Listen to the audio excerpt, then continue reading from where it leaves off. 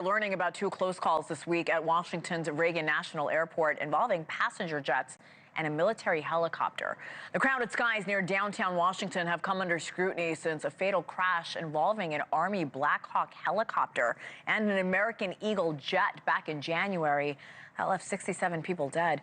NewsNation's Caitlyn Becker is here with the latest. Caitlyn, good morning. So what are the FAA and NTSB saying about this latest incident at the same airport? I feel like a broken record saying it's under investigation, Hena. Now, this happened Thursday afternoon around 2:30 on the northern end of Reagan's runways. Now, this was less than 2 hours after the airport switched runway takeoff and landing directions. Now, take a look at this playback from Flight Radar 24. You can see the helicopter head to and hover around the Pentagon there, and an inbound Delta Airlines flight from Orlando was forced to do an emergency go-around after descending to less than 850 feet. Then, roughly 3 minutes later, a Delta regional jet was just about 400 feet above the ground before it too was forced to perform the same maneuver, that go-around, due to the Black Hawk helicopter.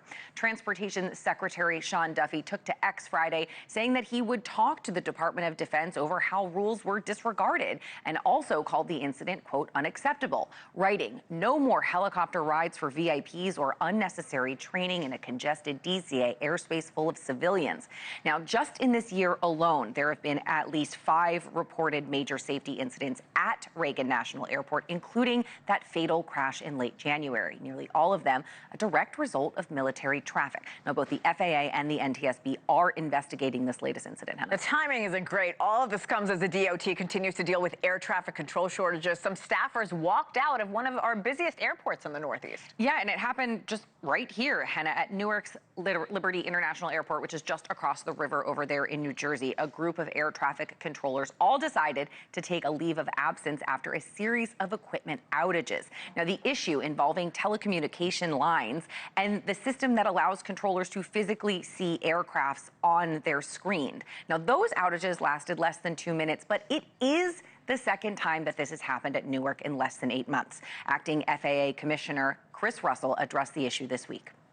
And when we talk about Newark specifically and the outage or the interruption, we want to make sure that equipment is solid for the controllers that are coming to work every day, so that they can depend on that.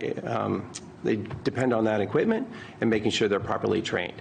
Now, related to this specific incident, we have a team up there right now. They're doing an ongoing investigation in terms of the technology, the interruption itself. But again, at the end of the day, we need to make sure the controllers have the proper equipment and that they're obviously appropriately staffed. Between the outage and the staffing shortage, we are seeing big delays at Newark. Around 500 flights delayed every day this week. And this morning, more than 50 cancellations and a couple dozen delays, and they are adding up. These problems prompting United Airlines to cancel 35 daily round trips to and from Newark. That is roughly 10% of United's daily schedule, which was already trimmed due to ongoing runway construction. Now, this is a big deal for the airport. United accounts for 75% of all traffic at Newark. United CEO John Kirby says that they've been urging the government to limit the number of flights to what an airport can realistically manage based on staffing, not just at Newark, but also nationwide. And so far, Hena, there has been no response. And I actually sat on the tarmac at Newark this week for 2 hours because of not only the staffing shortages, but because of the radar not working. Frustrating to travel right now. It really is, Caitlyn Becker. Thank you for that update. Thank you for watching. Subscribe below and download our NewsNation app right now on your phone, and you will get fact-based, unbiased news for all Americans.